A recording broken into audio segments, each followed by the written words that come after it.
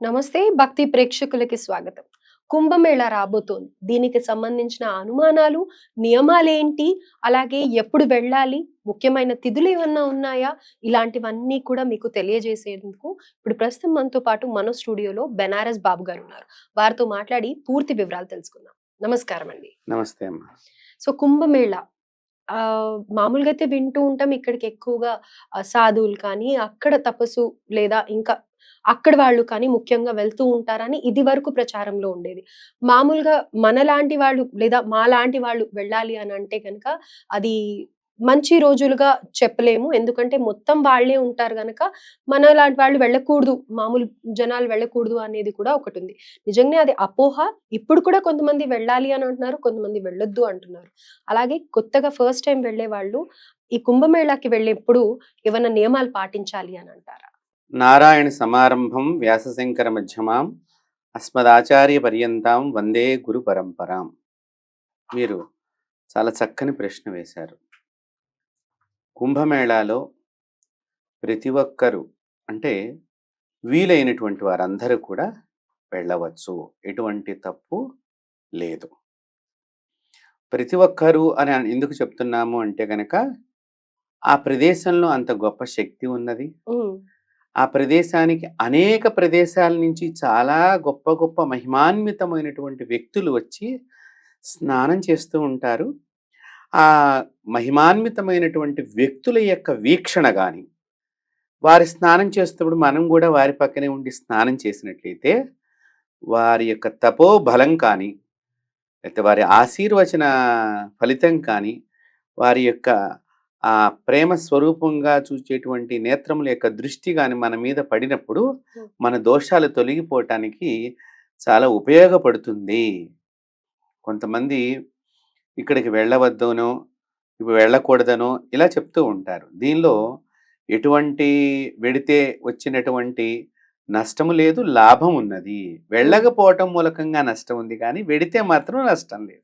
అంటే ఈ వయసు వాళ్ళే మామూలుగా కాశీ అని అంటే కనుక ఈ వయసు వాళ్ళే వెళ్తారు అనని ఒక నానుడి ఉంది. ఐ మీన్ 60 ఏళ్ల వయసులో వెళ్తారు అనని. కానీ నిజంగా దీనికి ఏజ్ క్రైటీరియా ఉందంటారా? ఎవరైనా వెళ్ళొచ్చంటారా? ఇక్కడ ఏజ్‌తో సంబంధం లేదు, కానీ కొన్ని శరీరానికి సంబంధించినటువంటి అనారోగ్యాలు ఉన్నటువంటి వారు వెళ్ళకుండా ఉంటే మంచిది. హ్మ్. కారణం ఏంటంటే వాతావరణం ఇప్పుడు చలిగా ఉంటుంది. అవును. రెండవది పసిపిల్లలతోనూ, చిన్న చిన్న పిల్లలతోనూ ఉన్నప్పుడు తొందరపడి పిల్లల్ని తీసుకుని వెళ్ళకుండా ఉండటం మంచిది.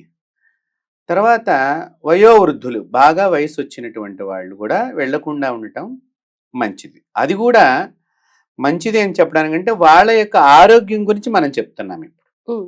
వారి వారి ఆరోగ్యాలు జాగ్రత్తగా చూసుకోవాలి కాబట్టి వెళ్ళొచ్చిన తర్వాత ఇక్కడ ఉండేటువంటి కుటుంబానికి మన వలన ఇబ్బందులు పడి మళ్ళీ హాస్పిటలైజేషన్ అయ్యి ఇట్లాంటివన్నీ కూడా అవ్వకుండా ఉండటానికి మనము ఈ యొక్క విధి విధానాన్ని చెప్తున్నామే తప్ప, వెళ్ళగలిగిన శక్తి ఉండి వారికి శారీరకంగా అన్ని రకాలుగా బాగుంది, మేము వెళ్తాము, మాకేమీ కాదు అనుకున్నటువంటి వాళ్ళకి చక్కగా వెళ్ళవచ్చు. మంచిగా అక్కడికి వెళ్ళి ఆ తీర్థస్థానాన్ని మనం చేయవచ్చు. అందులో దాన్ని తీర్థరాజము అని అంటారు. ప్రయాగరాజ్. ప్రయాగ్రాజ్. కాబట్టి దాన్ని తీర్థరాజము అంటారు. తీర్థరాజంలో ఉండేటువంటి ప్రయాగరాజ్లో జరగబోయేటటువంటి ఈ సంవత్సరం జరిగే కుంభమేళాకి అందరూ చక్కగా వెళ్ళి సంప్రదాయ పద్ధతిగా వెళ్ళటం, సంప్రదాయ పద్ధతిగా అక్కడ స్నానం ఆచరించడం, మళ్ళీ తిరిగి సంప్రదాయబద్ధంగా మన గృహానికి చేరుకోవటం, అది తీర్థవిధి యొక్క కార్యక్రమం. అయితే ఇక్కడ పుష్కరాలు కూడా వస్తూ ఉంటాయి. అలాగే కుంభమేళా అనని ప్రత్యేకంగా చెప్తూ ఉన్నారు కదా! ఈ రెండిటికి డిఫరెన్స్ ఏంటంటారు? ఇప్పుడు పుష్కరాలు అంటేనమ్మా ప్రతి సంవత్సరము ఒక్కొక్క నదికి వస్తూ ఉంటుంది. మనం అలాగే గంగా నది, గోదావరి, కృష్ణ, తుంగభద్ర, కావేరి, ఇలా బ్రహ్మపుత్ర, సరస్వతి నది, మనం ఇలా చెప్తూ ఉంటాం. యమునా నది, ఇలాగా 12 నదులకి 12 సార్లు పుష్కరాలు వస్తూ ఉంటాయి. ఇవి ప్రతి సంవత్సరం వస్తూ ఉంటాయి. దీనిలో కూడా అనేక మంది దేవతలు వచ్చి విశేషంగా ఆ తీర్థంలో ఆ సమయంలో స్నానం చేస్తూ ఉంటారు. అలాగే ఆ ప్రాంతంలో ఉన్నటువంటి గురువులు కానివ్వండి, ఇప్పుడు మనకి మన తెలుగు రాష్ట్రాల్లో గోదావరి నది ఉన్నది, తుంగభద్ర నది ఉన్నది, అలాగే కృష్ణా నది కూడా ఉన్నది. ఈ ప్రాంతంలో సంచరించేటువంటి మహిమాన్వితమైనటువంటి గురువులు కానివ్వండి, లేతే చక్కని సిద్ధాంతకర్తలు కానివ్వండి, ఇలాంటి వాళ్ళందరూ కూడా దీని విశేషం ఇది అని చెప్పి అక్కడ పుష్కర స్నానం చెయ్యండి అని చెప్పి వారి వారి శిష్యులతో పాటు జనాలందరికీ కూడా, భక్తాదులందరికీ, సమస్త మానవాళికి ఉపయోగపడేటువంటి సమాచారాన్ని అందిస్తూ ఆ సమయంలో అక్కడ స్నానం చేస్తూ ఉంటారు. ఉమ్, అది ఆ నది యొక్క పుట్టినరోజు కింద మనం చెప్పవచ్చు దీన్ని. ఓకే. అంటే ఇప్పుడు మనకి ప్రతి సంవత్సరం పుట్టినరోజు వస్తుంది. అవును. కాబట్టి ఈ పుట్టినరోజు వచ్చినప్పుడు మనం పండుగ చేసుకుంటున్నట్టుగానే ఆ నదికి కూడా మనం పుట్టినరోజు పండుగ చేయటంలో అంతరార్థం, అంటే మనుషులకు అర్థమయ్యేటట్టుగా నేను మీకు ఈ చెప్ పుట్టినరోజు అనే పదాన్ని ఇక్కడ వాడటం జరిగింది. ఉమ్, కానీ ఇక్కడ కూడా సర్వదేవతలు ఆ నదిలో స్నానమాడతారు, యోగులు స్నానమాడతారు.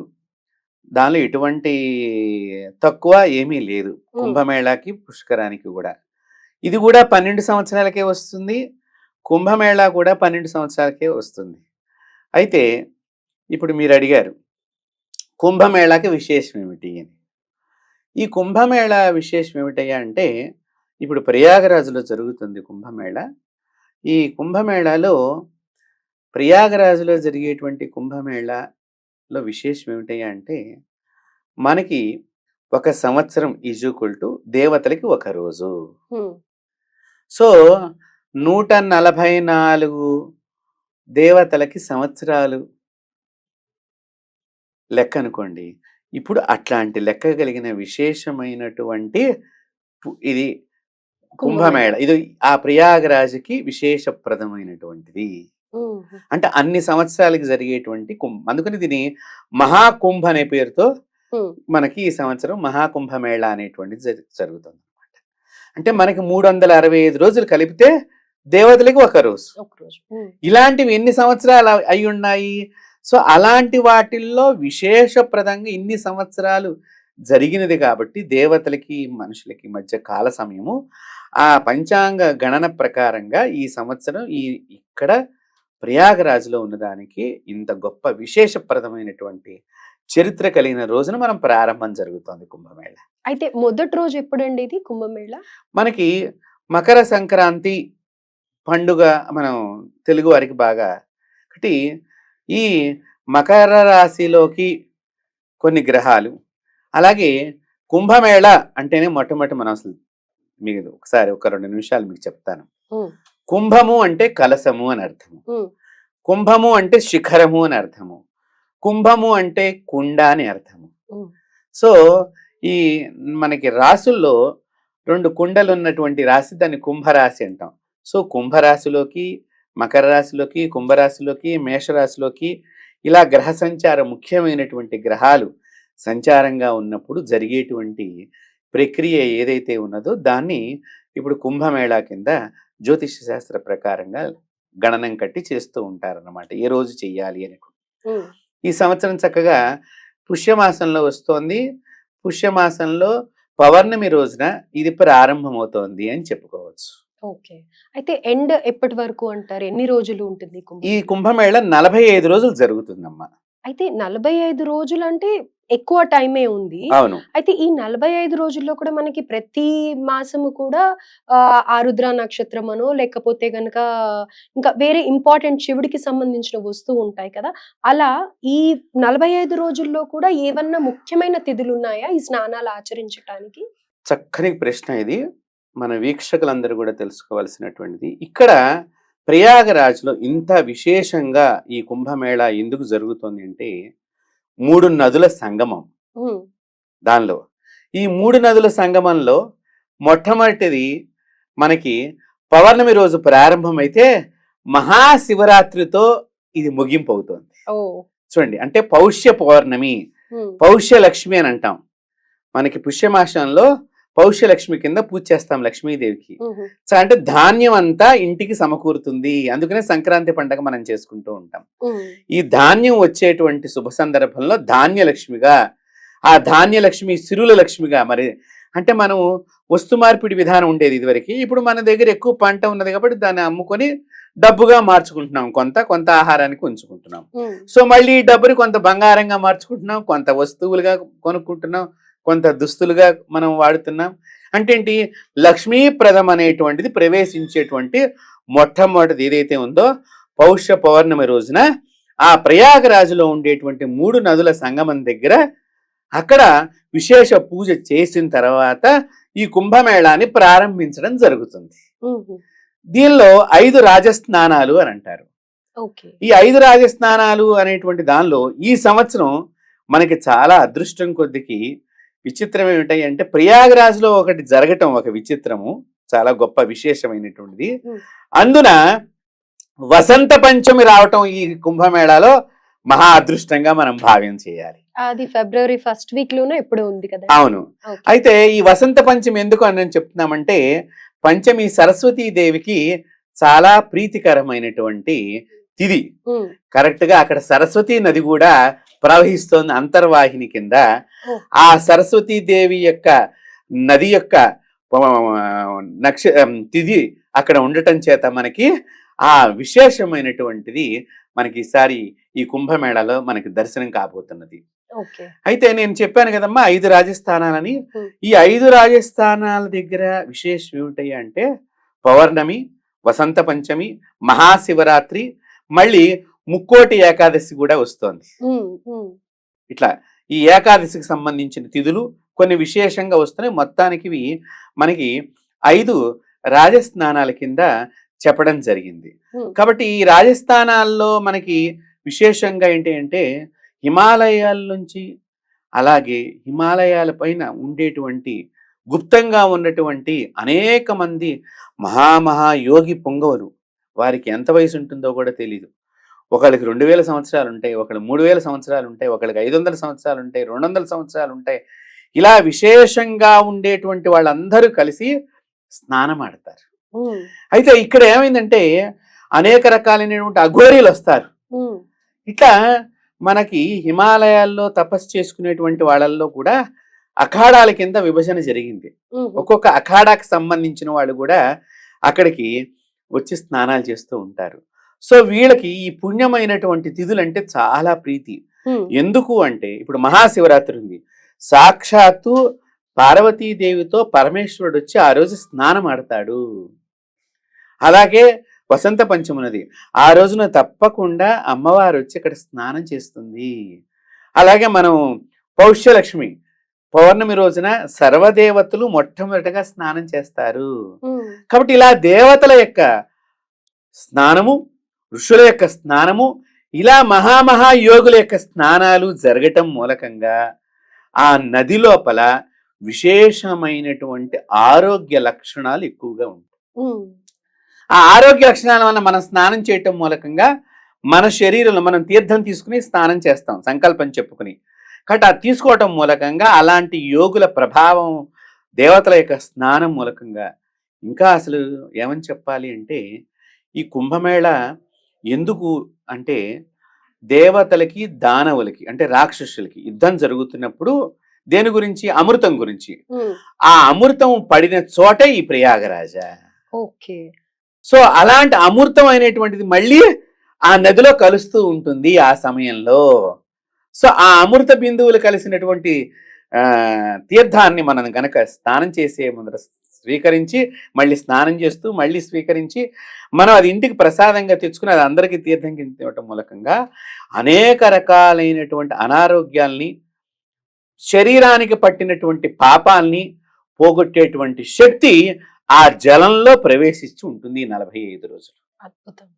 అందువలన ఈ కుంభమేళ అనేటువంటిది చాలా విశేషప్రదమైనటువంటిది. అయితే ఇక్కడ మామూలుగా స్నానాలు ఆచరించడానికి వెళ్ళే వాళ్ళకి కొన్ని డౌట్స్ ఉంటూ ఉంటాయి. ఈ మామూలుగానే అర్ఘ్యం వదలడం కానీ, లేకపోతే గనక ఒక సంకల్పం ఇందాక మీరన్నారు చెప్పుకోవడం కానీ, ఇలా కొన్ని విధానాలు ఉంటాయి కదా! సో, ఈ కుంభమేళాలో స్నానాలు ఆచరించే వాళ్ళు ఎలాంటి సంకల్పం కానీ, ఏదైనా నియమాలు కానీ ఏమైనా ఉన్నాయంటారా? తప్పకుండా అమ్మ. అక్కడ తీర్థం దగ్గర కొంతమంది బ్రాహ్మణులు ఉంటారు. హ్మ్. వారిని గనక మనం వెళ్ళి అడిగితే అయ్యా మాకు సంకల్పం చెప్పి తీర్థ స్నానాన్ని ఎలా చేయాలో మాకు తెలియచేయండి అని అంటే గనక ఆ బ్రాహ్మణుల సంకల్పం చెప్పి మనకు చక్కగా ఆ సంకల్పం అంతా చెప్తారనమాట. అంటే ఈరోజు ఏ రోజుము, హ్మ్. ఏ మాసము, దీనికి ఎంత విశేషం ఉన్నది, దీనిలో మీరు స్నానం చేస్తున్నందుకు ఏ ఏ పాపాలన్నీ తొలగిపోతాయి, హ్మ్. ఎలాంటి దోషాలు తొలగిపోతాయి. ఉదాహరణకి ఇప్పుడు చాలా మంది ఇళ్లల్లో మైలు కలుస్తోంది కదా నాన్న అనేక అవును. రకాలుగా. ఈ మైలు దోషం పోవటానికి కూడా సంకల్పం చెప్పిస్తారు అక్కడ. హ్మ్. అంటే చూడండి ఎంత విచిత్రంగా, అంటే ఎలాంటి మైలు దోషం ఉన్నా కూడా ఒక్కసారి మీరు స్నానం చేస్తే ఆ దోషం పోతుంది అంటే ఎంత గొప్ప శక్తి ఇది. దేవతలు మీరు గనక ఆ, ఒకసారి నేను ఒకళ్ళకి ఫోన్ చేస్తాను మీరు కావాలంటే. నేను కాశీలో గంగ అవతల ఒడ్డున కూర్చుని స్నానం చేసి జపం చేసుకుంటున్న సందర్భంలో హ్మ్. హైదరాబాద్లో ఉన్న ఒక వ్యక్తిని నేను ఇప్పుడు నా దగ్గర ఎవరు వచ్చి వెళ్ళారో కనుక్కుని చెప్పవయ్యా అని చెప్పి నేను ఫోన్ చేసినప్పుడు గురువు గారి దగ్గర ముగ్గురు ఆత్మలు వచ్చి నిలబడ్డాయి.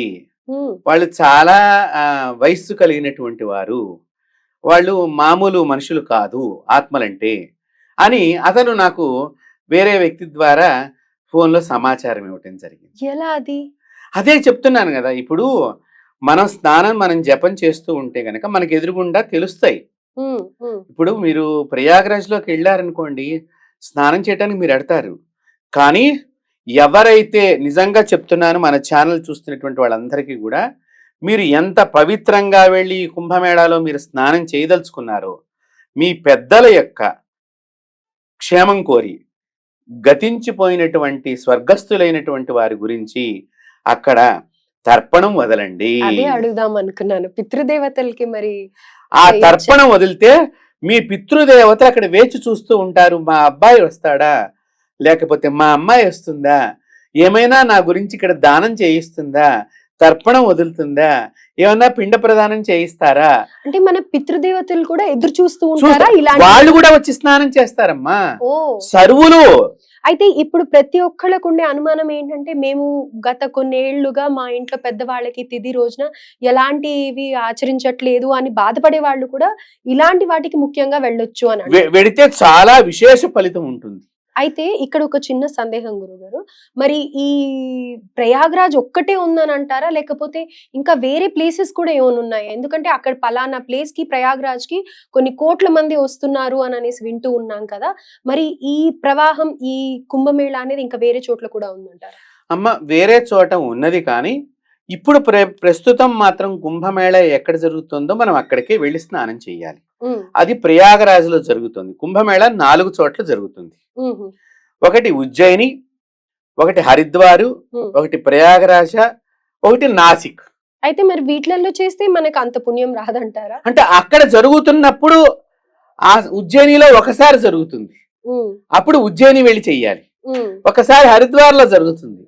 హరిద్వార్‌లో చెయ్యాలప్పుడు. హ్మ్. ఒకసారి మనకి గోదావరి పుట్టిన నాసిక్ త్రయంబకేశ్వరుడి దగ్గర జరుగుతుంది. అక్కడ చెయ్యాలి. ఇప్పుడు ఎక్కడ జరుగుతోంది? ప్రయాగ్. ప్రయాగ్రాజ్‌లో. ప్రయాగ్రాజ్‌లో ఎందుకు జరుగుతోంది? జ్యోతిష శాస్త్రం ప్రకారంగా ఈ నక్షత్రము, ఈ తిథి, ఈ వారము ఇలా కలిసినప్పుడు ఈ నది దగ్గరికి వచ్చి ఆ సమయం ఆగితే అప్పుడు ఆ నది దగ్గర జరిగే కుంభమేళా కింద దాన్ని పరిగణిస్తారు. అయితే మామూలుగా కూడా కాశీ వెళ్ళిన వాళ్ళు ప్రయాగ్‌రాజ్‌లోనే తర్పణాలు కానీ, ఇలాంటి ప్రయాగరాజ్‌లోనే ముఖ్యమైనవన్నీ మనం ఈ చేస్తూ సంవత్సరం ఉంటారు. కుంభమేళాలో ప్రయాగరాజ్‌లోనే పాల్గొనాలి. హ్మ్. ప్రయాగరాజ్‌లోనే స్నానం చెయ్యాలి.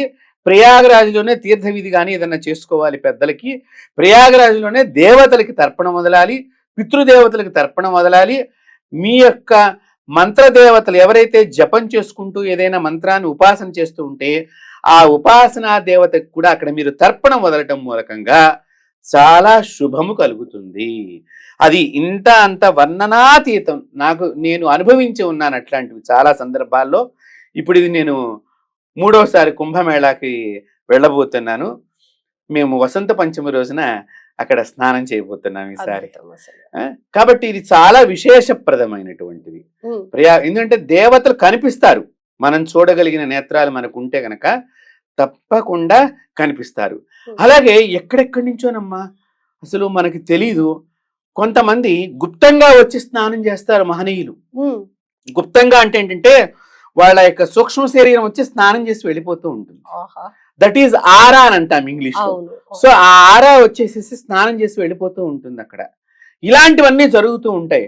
ఇప్పుడు నేను ఇందాక చెప్పాను చూసారా, అలాగే ఆరాలు నేను కాశీలో స్నానం చేస్తున్నప్పుడు ముగ్గురు వచ్చి నిలబడ్డారు. హ్మ్. హ్మ్. అది నేను ఒక అతని ద్వారా నా నా పక్కన అక్కడ మా తెలుసుకున్నాను. శిష్యుడు ఉంటే, అతనేదో ఉపాసన చేస్తున్నాడని అన్నావు కదా! అతను ఇక్కడ ఎవరున్నారో కనుక్కొని చెప్పమని చెప్పు ఇప్పుడు అని చెప్పి నేను అతనికి ఫోన్ చేయమని చెప్పి మా శిష్యుడికి చెప్పినప్పుడు, అతను చేస్తే గురువు గారి దగ్గర ముగ్గురు పవిత్రమైన వాళ్ళు నిలబడ్డారు. పలానా దూరంలో నిలబడ్డారు. నాకు అంతకంటే ఎక్కువ కనిపించటం లేదు. హ్మ్. కానీ గురువు గారికి మాత్రం వాడు సుస్పష్టంగా కనిపిస్తున్నట్టుగా నాకు గోచరం అవుతోంది హ్మ్. అని చెప్పడం జరిగింది. అంటే మీకు కనిపించారా? మీకేం కనిపియలేదు. నాకు కనిపిస్తారు. కనిపిస్తారు. కనిపిస్తారు. సూక్ష్మ శరీరంతో ఉన్న వాళ్ళు కూడా కనిపిస్తారా? కనిపిస్తారు. కనిపిస్తారు. ఓకే. అంటే మనకు తెలిసిపోతుంది. అలా నేను చాలా సందర్భాల్లో చాలా యొక్క ఆహ్, నా అమ్మవారి అనుగ్రహం చేత, మా గురువుల యొక్క అనుగ్రహం చేత, మా తల్లిదండ్రుల యొక్క అనుగ్రహం చేత నేను చాలా వాటిని అలాగా చూడటం జరిగింది. ఆ! చాలా సందర్భాలలో, చాలా చోట్ల అంటే ఒక స్నానమే కాదు. నేను ఒక దేవాలయం దగ్గరికి వెళ్ళినప్పుడు గానియండి, అనేక మంది మహిమాన్వితమైనటువంటి వాళ్ళు అంటే ఏంటంటే, ఇక్కడ ఒకటి గుర్తుపెట్టుకోండి. ఇది అందరికీ కనిపిస్తారా అంటే వారి వారి అదృష్టాలు. ఆ సాధనా బలం. సాధనా బలం ఒకటి ఉండాలి. రెండోది పూర్వజన్మ సుకర్మ వెంటాడుతూ ఉండాలి. మూడవది మీ పూర్వీకులు మీ గురించి తపన పడుతూ ఉంటే తద్దోష పరిహారానికి ఏదో ఒక మహాత్ముడొచ్చి నిన్ను ఆశీర్వచనం చేసి వెళ్ళిపోతూ ఉంటాడు. నీ దోషం పోయినప్పుడు మీ పితృదేవతలు సంతుష్టులై వంశాన్ని అభివృద్ధి చేయటానికి. ఆ! అద్భుతం అసలు. అందువలన మనం ఈ కుంభమేళాకి వెళ్ళి తప్పకుండా ఎవరైతే వెళ్ళగలుగుతారో అందరినీ మనం వెళ్ళమని ఆదేశం కాదు కానీ చిన్నపిల్లలు ఉన్నప్పుడు ఏమవుతుందంటే వాతావరణం బాగుండలేదు. హ్మ్. ఈ కరోనా తర్వాత ప్రతిదానికి కూడా ఇదివరకు తలస్నానాలు మనం రోజు 2, 3 సార్లు చేసినా ఏమయ్యేది కాదని కరోనా తర్వాత ఒక రకమైనటువంటి మనుషుల్లో వీక్‌నెస్ వచ్చేసింది. అవును. ప్రతి సంవత్సరం కూడా మనం చూస్తుంటే గనక వైరస్ రకరకాలుగా పరిణామం చెందుతూ రకరకాలుగా దగ్గులని, జలుబులని, సరిగ్గా తిండి తినలేకపోవటము, కొంతమంది వైరస్ ఎక్కువగా స్ప్రెడ్ అయిపోతూ ఉన్నది. ఉన్న అయితే ఇక్కడ ఇంకొక విషయం ఏంటంటే, ఇప్పుడు సపోజ్ ఒక దీక్షగా వెళ్లి నియమంగా ఈ స్నానాలు ఆచరించాలి అని అనుకునే వాళ్ళు, అక్కడ ప్రయాగరాజ్‌లో అయిపోయిన తర్వాత స్నానాలు ఆచరించిన తర్వాత కాశీ వెళ్ళొచ్చా? లేకపోతే పక్కనే ఉన్న అయోధ్య కానీ, లేకపోతే ఇంకా ఏవన్నా దర్శించుకోవాలి అనుకుంటే వెళ్ళొచ్చంటారా? అంటే మనం ఇక్కడ ఒకటి దృష్టితో 2 కోణాలుగా మనం ఆలోచన చేయాలి. ఇప్పుడు మేము కాశీ వెళ్ళి అక్కడి నుంచి బై రోడ్డు వెడుతున్నాం. ఇక్కడి నుంచి ఫ్లైట్‌లో కాశీ వెళ్ళి బై రోడ్డు ప్రయాగరాజ్‌కి వెడుతున్నాం. హ్మ్. కారణం ఏమిటి అంటే ఖర్చు. హ్మ్. హ్మ్. ఆర్థికమైనటువంటి ఖర్చుతో కూడుకున్నటువంటి ప్రయాణాలుగా ఉన్నాయి కాబట్టి, ఎలా తక్కువగా ఖర్చు కలిసొస్తుందో ఆ విధంగా వెళ్ళవచ్చు. రెండోది కాశీ అంటే సర్వదేవతలు నిలయం నిత్యము ఉండేటువంటిది, సంచరించేటువంటి స్థానము. కాబట్టి మనం కాశీ వెళ్ళి అక్కడి నుంచి ప్రయాగరాజ్ వెళ్ళి మళ్ళీ కాశీకొచ్చి మనం ఇంటికి రావటం అనేది ఉత్తమం. ఇలా వెళ్ళినప్పుడు. మీరు అయోధ్య వెళ్లారనుకోండి, అయోధ్యలో మహావిష్ణువు పుట్టినటువంటి ప్రదేశం. హ్మ్. హ్మ్. కాబట్టి మీరు అయోధ్య నుంచి ప్రయాగరాజ్ వచ్చి, మళ్ళీ అయోధ్యకొచ్చి, మళ్ళీ ఇంటికి రావటం ముఖ్యం. హ్మ్. ఎందుకు ఇలా చెప్తున్నాను అంటే గనక, మనం ఈ పుణ్యాన్ని ఏదైతే అక్కడ చేసుకున్నటువంటి మహిమాన్వితులైనటువంటి చక్రవర్తులందరూ కూడా వచ్చి స్నానం చేసే సందర్భంలో ఏ చక్రవర్తి యొక్క దృష్టి నీ మీద పడుతుందో, హ్మ్. ఆ పుణ్యాన్ని మనం ఇంటి దాకా తెచ్చుకుంటానికి ప్రయత్నం చెయ్యాలి. దాంతో మన నెక్స్ట్ జనరేషన్స్ అందరూ కూడా మన బాగుంటారు. గృహము పావనమవుతుంది. మన సంతానం పావనమవుతుంది. మన వంశం వృద్ధి కలుగుతుంది. ఇంట్లో ఉన్న నెగెటివ్ ఎనర్జీ కూడా తొలగిపోతుంది. హ్మ్. రెండోది మనం అక్కడికెళ్ళాం గాబట్టి, ఇక్కడి నుంచి అక్కడికి, అక్కడి నుంచి అక్కడికి ఇలా అన్ని దేవాలయాలు చూద్దామనుకుంటే, శరీరము సహకరించవచ్చు. వాతావరణం బాగుండలేదు హ్మ్. ఒక హ్మ్. రకంగా. కాబట్టి అలసిపోతాము, హ్మ్. నీరసించిపోతాము. తర్వాత కొన్ని అనుకోని ఏమన్నా అడ్డంకులొచ్చినప్పుడు, హ్మ్. ఆడవాళ్ళతో వెళ్ళినప్పుడు, కొన్ని అనుకోని అడ్డంకులొచ్చినప్పుడు, ఆ అడ్డంకొస్తే మళ్ళీ అదంతా కూడా మనం చేసుకున్న మంచంతా కూడా మళ్ళీ ఇబ్బంది వృధా ఎందుకంటే అయిపోతుంది. మన ఇంటి దగ్గర ఉండే వాతావరణం వేరు, ప్రయాణాలలో మనకి అవును. అంత కాబట్టి నేను అందరికీ ఏమని చెప్తున్నానంటే, మీరు వెళ్ళిన వాళ్ళు ఆ తీర్థరాజంలో స్నానం చేసి ప్రయాగరాజులో వెంటనే ఇంటికొచ్చేసేయండి. హ్మ్. మిగతావి కావాలంటే మళ్ళీ ఇంకొకసారి ఎప్పుడన్నా మీరు దర్శనానికి వెళ్ళవండి. ఎందుకంటే ఈ పుణ్యాన్ని మీరు ఇంటికి ఎక్కడ తెచ్చుకోలేరేమో అనేది నాకు ఒక చిన్న ఎంతైనా ఒక ప్లేస్ నుంచి ఒక ప్లేస్‌కి వెళ్ళడం అంటే మన టైం కానీ, శరీరం కానీ అన్నిటికి మనం చాలా స్ట్రెయిన్ ఇచ్చిన వాళ్ళమే అవుతాం. అవును. అవును. కాబట్టి వెళ్ళినప్పుడు ఖచ్చితంగా ఆ జాగ్రత్తగా స్నానం వెళ్ళటము, ఆ పుణ్యాన్ని ఇంటి దాకా తెచ్చుకోగలగటం. అయితే గురుగారు ఆల్మోస్ట్ అన్నిటి మీద మీరు అవగాహన కల్పించేశారు మాకు. కుంభమేళా గురించి కానీ, పాటించాల్సిన నియమాలు కానీ, దర్శించవలసిన ఆలయాలు కానీ అన్ని. అయితే ఎవరిది వాళ్ళు సొంతంగా అక్కడి దాకా వెళ్ళడమే కష్టం అని అనుకుంటున్నాం కదా! సంకల్పం చెప్పుకోవాలి అనుకుంటే ఏ విధమైన సంకల్పం చెప్పుకోవాలి అనేది కూడా మా ప్రేక్షకుల కోసం ఒక్కసారి తప్పకుండా. ఇప్పుడు ప్రయాగరాజ్‌లో ఎవరైతే వెళ్ళలేనటువంటి వారున్నారో, ఇక్కడి నుంచే మేము వెళ్ళలేకపోతున్నాము. మీ కులదేవత ఎవరైతే ఉంటారో, మీ ఇంటి దేవుడు ఎవరైతే ఉంటారో ఆయనకి నమస్కారం చేసుకొని, హ్మ్.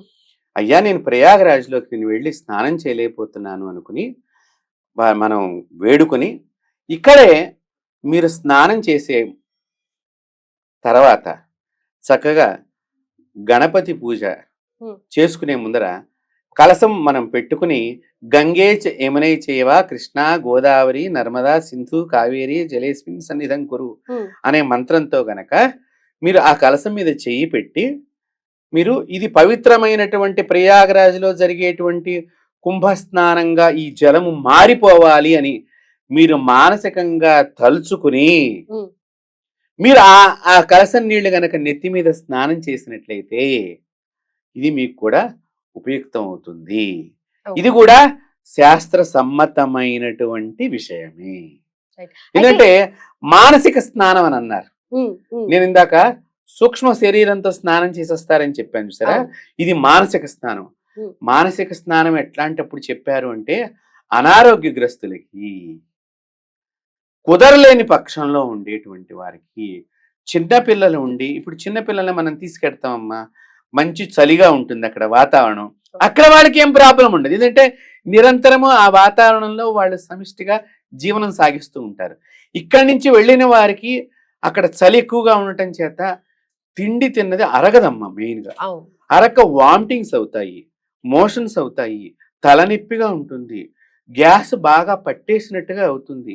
కాబట్టి ఈ సమస్యలు పడకుండా ఉండటానికి ముఖ్యంగా మీరు ఇందాక చక్కగా మంచిగా అడిగారు కాబట్టి నేను అందరికీ కూడా ఈ విషయాన్ని దృష్టిలో పెట్టుకుని మీరు వెళ్ళేవాళ్ళు కూడా దీనికి సంబంధించిన మందులు కూడా దగ్గర పెట్టుకుని హ్మ్. మీరు డాక్టర్ని మీ ఇంటి డాక్టర్ని సంప్రదించి కొన్ని మందులు కూడా తీసుకుని ఈ ప్రయాగరాజ్కి వెళ్ళండి.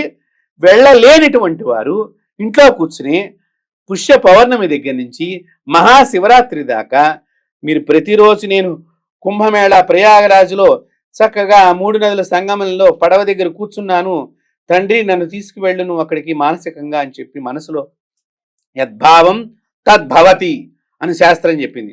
కాబట్టి మీరు అనుకుని ఆ చెంబుడు నీళ్లు మీరు గనక మళ్ళీ రెండోసారి స్థిరస్నానం చేశారు అంటేనే మీకు కూడా కుంభమేళాలో స్నానం చేసినంతటి పుణ్యం కొంత తప్పకుండా లభిస్తుంది. ఎటువంటి సందేహము లేదు. అయితే మీరు చెప్పిన ఆ 5 రోజుల్లో ఏ ఒక్క రోజు చేసినా లేదా ఈ 45 రోజుల్లో ఏ ఒక్క రోజు చేసినా కానీ ఆ ఫలితం వస్తుంది అని వస్తుంది. అంటారు. వస్తుంది. అయితే అక్కడ స్నానం ఆచరించే వాళ్ళు చెప్పుకోవాల్సిన సంకల్పం కానీ, తర్పణ విధానం గురించి కానీ ఒక 2 మాటల్లో చెప్పండి. అక్కడ స్నానం చేద్దాం అనుకునేటువంటి వారు మనకి ఆ రోజు మీరు వెళ్ళేటువంటి రోజు మామూలుగా సంకల్పం మీ చేత బ్రాహ్మలు చెప్పిస్తారు. మనకి సంకల్పం వచ్చినప్పటికీ కూడా హ్మ్. అక్కడ బ్రాహ్మడి చేత సంకల్పం చెప్పించుకుని హ్మ్. స్నానం చేసి తర్వాత అతనికి దక్షిణ ఇవ్వటం ద్వారా మనకి చాలా గొప్ప విశేష ఫలితం లభిస్తుంది. అయితే అక్కడ సందేహం ఉంటూ ఉంటుంది. అక్కడ ఉండేది మొత్తం నార్త్ ఇండియన్స్ కదా! వాళ్ళ పద్ధతి ప్రకారం చెప్తారు. మరి అది మనకు వర్తిస్తుందా తప్పకుండా అనేది వర్తిస్తుంది. తప్పకుండా వర్తిస్తుంది. అక్కడ మనము అతను ఏ ప్రాంతం వాడని చూడకూడదు. తీర్థంలో ఉండేటువంటి వ్యక్తి, ఆ వ్యక్తిని మనం గౌరవించి ఎందుకంటే దాని మీదే అతని పోషణ అంతా ఉంటూ ఉంటుంది. హ్మ్. ఇప్పుడు ప్రతి నది దగ్గర కొంతమంది బ్రాహ్మలు ఉంటారమ్మా. చాలా మంది ఏం చేస్తారంటే అక్కడున్న బ్రాహ్మలు కనీసం ₹1 కూడా ఇవ్వరు. హ్మ్. అది హ్మ్. చాలా పొరపాటు. మన ఇంటి బ్రాహ్మణ్ణి తీసుకువెళ్ళినప్పటికీ కూడా హ్మ్. అక్కడున్న బ్రాహ్మలకి ఎంతో ఇతోధికంగా మీరిచ్చి వచ్చినట్లయితే అతను కూడా ఆశీర్వచనం చేస్తాడు మనకి. హ్మ్. తద్వారా మనకి ఇంకా బలం పెరుగుతుంది. రైట్. రెండవది సంకల్పం వచ్చు అనుకున్నటువంటి వాళ్ళు మీ గోత్రనామాలంతా చెప్పుకున్న తర్వాత అస్మాకం సహకుటుంబానాం క్షేమ స్థైర్య ధైర్య విజయ అభయ ఆయు ఆరోగ్య ఐశ్వర్యాభివృద్ధి ద్వారా ఇహజన్మని పూర్వజన్మని సర్వ పాప కర్మ దోష పరిహారార్థం పితృదోష నివారణార్థం సర్వ దుష్టగ్రహ భూత ప్రేత పిశాచ బద్ధ రాక్షస శాకిని ఢాకిని కాకిని కామిని గ్రహ పీడా నివారణార్థం సర్వ నవగ్రహ దోష నివారణార్థం అని ఇలా చెప్పుకుని ప్రయాగ కుంభమేళ స్నానం కరిష్యే అని కొద్దిగా నీళ్లు గనక ఆ ఒడ్డున వదిలేసి మొట్టమొదటగా నీళ్లు నెత్తి మీద చల్లుకుని కుడికాలు నదిలో పెట్టిన తర్వాత ఎడంకాలు పెట్టి స్నానం ఆడాలి. ఓకే. ఫస్ట్ మనం ప్రవేశించేటప్పుడు రైట్ లెగ్ పెట్టాలి అని. కుడికాలతోనే ప్రవేశం చేయాలి. రైట్. అలాగే కొంతమంది కుంకుమ, పసుపు అని, దీపం వెలిగించడం అని, లేకపోతే గనక అమ్మవారు గంగా నది, గంగాదేవి అని చెప్పేసి చీరలు కానీ ఇలా వదిలేస్తూ ఉంటారు. లేదా తాము వేసుకే వెళ్ళిన బట్టలు కూడా నదులలో తమకు పట్టిన కర్మనో, పీడనో పోతుంది అన్న ఉద్దేశంతో వదిలేస్తుంటారు. అది ఎంతవరకు కరెక్ట్? అలా చెయ్యొచ్చా? అంటే మీరు 2 ప్రశ్నలు సంధించారు ఇప్పుడు. మొదటి ప్రశ్న, అమ్మవారిగా భావన చేసి నదీమాతకు మనము పసుపు, కుంకుమ, చందనము, అక్షింతలు, దీపము. దీపము వదలటము, అలాగే వస్త్రాన్ని వదలటము, ఇవన్నీ కూడా చేసి తీరటం చాలా మంచిది. ఎందుకంటే నదీమాతకు వస్త్ర సమర్పణ కింద మనం భావన చేస్తాం. అయితే ఇప్పుడు మీరు ఏదైతే అక్కడ పాండాలు ఉంటారు కదా, ఈ అవును. పూజారుల కింద, అవును, అర్చకుల కింద ఎవరంటారో నాకు అవును. క్షమించండి ఆ. ఒకవేళ తప్పైతే, వారికి ఈ అమ్మవారికి ఇచ్చే చీర నదిలో వదిలే బదులు వారికి ఇచ్చి నమస్కారం చేసుకోవచ్చా, లేకపోతే నదిలోనే వదిలేయాలంట? నదిలోనే వదలాలి. కావాలంటే వదిలిన తర్వాత వాళ్ళు తీసుకుంటారు, తీసుకోండి అంటే. మనం నదీమాతకి ఇస్తున్నాం. ఎవరికి ఇస్తున్నాం ఇప్పుడు? నదీమాతకి ఇస్తున్నామా, అక్కడ ఉండేటువంటి బ్రహ్మగా ఉండేటువంటి పూజారికి ఇస్తున్నారా? నదీమాతకి ఇస్తున్నప్పుడు మొట్టమొదట పసుపు వేయాలి, కుంకుమ వేయాలి, అక్షింతలు వేయాలి. ఇంకా మన ప్రేక్షకులు ఒక ముఖ్యమైన విషయం చెప్తున్నాను. మీరు వెళ్ళేటప్పుడు రాగి నాణాలు తీసుకుని వెళ్ళండి. ఈ రాగి నాణాలు కనుక మీరు వేసినట్లయితే శుభప్రదమైనటువంటి జన్మని మళ్ళీ పొందుతారు, రాగి నాణాలు వేయటం మూలకంగా. అలాగే ఈ పసుపు కుంకుమ వేయటం మూలకంగా ఉపయుక్తం ఏంటంటే, ఆ నీటిలో ఉండేటువంటి అనేక రకాలైనటువంటి క్రిములు, రోగాన్ని తీసుకొచ్చే క్రిములకి అవి నశింపచేసే లక్షణం పసుపుకి ఉంటుంది. రెండోది, పసుపు వేయటం మూలకంగా కూడా ఎక్కువగా పసుపు వేసిన చోట ఏమవుతుందంటే నీరు వేడెక్కుతుంది కొంచెం. అప్పుడు కూడా మన శరీరానికి అది ఒక ఆరోగ్య రక్షణగా ఉపయోగపడుతుంది. తర్వాత వస్త్రాన్ని విడవటం మూలకంగా ఆ నదీ మాతకి అమ్మవారిగా భావన చేశాం కాబట్టి ఆ మాతకి ఆ వస్త్రం ఇస్తే, అక్కడమ్మ నేను ఒకసారి ఇట్లాగే ఇప్పుడు మీరు అడిగారు కాబట్టి చెప్తున్నాను, పేదవాళ్ళు ఆ నది దగ్గర కూర్చుని ఉంటారు. ఆ వాళ్ళు ఈ వస్త్రం తీసుకుని వాళ్ళ ముఖంలో కనుక మీరు సంతోషం చూస్తే ఆ రోజున ఎంత ఆనందం కలుగుతుందంటే అంత ఆనందం కలుగు. కాబట్టి ఆ విధానంగా మనం చేయవచ్చు. రెండోది, మీరు ఇంకో ప్రశ్న వేశారు ఏంటి, స్నానం చేసిన తర్వాత ఈ ఒంటి మీద ఉన్న వస్త్రాలు కనుక అక్కడ వదిలితే, అదే పనిగా పాత వస్త్రాలు వేసుకొని వెళ్తూ ఉంటారు. ఈ వస్త్రాలు కనుక వదిలేస్తే మనకి ఏదో ఉన్న కర్మ పోతుంది. ఇది ఒక ప్రజలలో ఒక నమ్మకం అయితే ఉన్నది, ఒక విశ్వాసం కింద. కానీ అది ఎక్కడ వదలాలి, ఎలా వదలాలి అని మనం తెలుసుకుని వదలాలి. లేకపోతే మనం పాపం చేసిన వాళ్ళం అవుతాం మళ్ళీ. ఎందుకంటే చాలా మంది వదిలేసి ఆ నీళ్ళల్లో పడేస్తారు. ఆ నీళ్ళల్లో పడేస్తే దాని దగ్గర అంతా కూడా రకరకాలైన దుర్గంధం ఏర్పడుతుంది, పాచి పడుతుంది. మనం నది పుణ్యం అని చెప్పేసి మళ్ళీ అక్కడ పాపం చేస్తే మనం స్నానం చేసిన దానికి ఎటువంటి ఉపయోగం ఉండదమ్మా. కాబట్టి దాన్ని దూరంగా వదిలేయాలి, నీళ్ళల్లో పడేయకూడదు. కొత్త వస్త్రాలు అయితేనే నదిలో అమ్మవారికి సమర్పణ చేయాలి, అంతే. మనం వేసుకున్న బట్టలు మటుకు వేయకూడదు. రెండవది, ఇలాగ అందరూ వదిలేశారనుకోండి, గవర్నమెంట్ వారు కూడా అవన్నీ తీసి ఎక్కడన్నా దూరంగా వేయాలంటే ఎంత ఇబ్బంది అవుతుంది. కాబట్టి ఇది ఒక విశ్వాసంలాగా, ఏదో మూఢనమ్మకంలాగా వస్తున్నదే తప్ప వదలాలని మాత్రం ఎక్కడా లేదు. బట్టలు స్నానమైన తర్వాత వదలాలనేటువంటిది ఎక్కడా లేదు. చక్కగా మంచి వస్త్రంగా మగవాళ్ళు కానీ ఆడవాళ్ళు కానీ గోచి పోసుకుని స్నానం చేయటం అనేది ఉత్తమమైనటువంటి విధానము. వస్త్రాలను అక్కడ విడవాలనేది ఎక్కడా లేదు. ఇప్పుడు ముఖ్యంగా ఇక్కడికి వెళ్ళేవారు చేయవలసినటువంటి నియమాలు ఏమిటి అంటే, మొట్టమొదటిగా మీరు ఇంటి దగ్గర తలస్నానం చేయటం, ప్రయాణం అవటం, మీరు ఏ విధంగా ప్రయాణం పెట్టుకున్నారో ఆ విధంగా ప్రయాణం సాగించి తీర్థరాజం ప్రయాగరాజుకి వెళ్ళిన తర్వాత మీరు ఎటువంటి సబ్బులతోనూ స్నానం చేయకూడదు. తర్వాత షాంపూలతో స్నానం చేయకూడదు. ముఖ్యంగా బాగా గుర్తుపెట్టుకోండి అమ్మా, ఇవి రెండు కూడా ప్రపంచానికే కాదు మనకి కూడా ప్రమాదమైనటువంటి విషయాలు. కాబట్టి నదిలో సబ్బుతో స్నానం చేయకూడదు. ఇంకా మీకు అక్కడ ఏదైనా ఆవు పేడ దొరికిన, ఉమ్, లేదా మృత్తికా స్నానం అంటాం.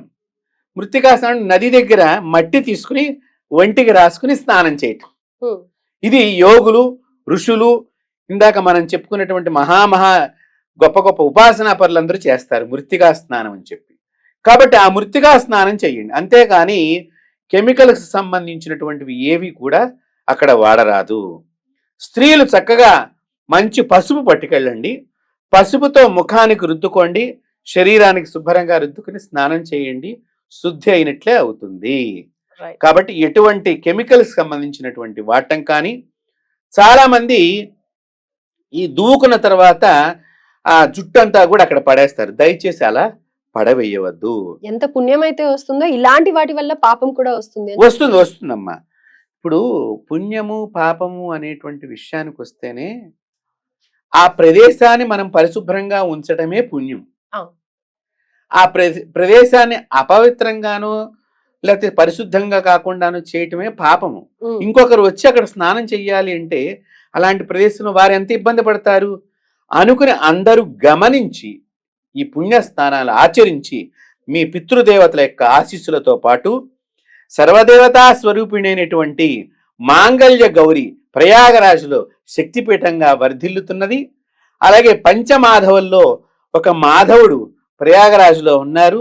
వారి యొక్క ఆశీస్సులు, గంగా, యమున, సరస్వతి 3 నదుల యొక్క ఆశీస్సులు తీసుకుని మీరు చక్కగా మళ్ళీ తిరిగి మీ ఇంటికి విచ్చేసి, ఇంట్లోకి వచ్చిన తర్వాత మీ దేవతా మందిరంలో ఉండేటువంటి దేవతకి హారతిచ్చి నమస్కారం చేసుకున్నట్లయితే మీ ఇల్లు శుభప్రదమవుతుంది, లక్ష్మీప్రదమవుతుంది. దోష నివృత్తి జరిగి మీరే సెలవిస్తారు, మాకు మంచి జరిగింది మీరు చెప్పినట్లుగా చేయటం మూలకంగా. కుంభమేళా నీళ్లు తెచ్చుకున్న తర్వాత వాటికి అంటూ పూజ చెయ్యాలి అని అంటారా? ఏంటి నియమాలు ఏంటి? చాలా చక్కని ప్రశ్న వేశారు.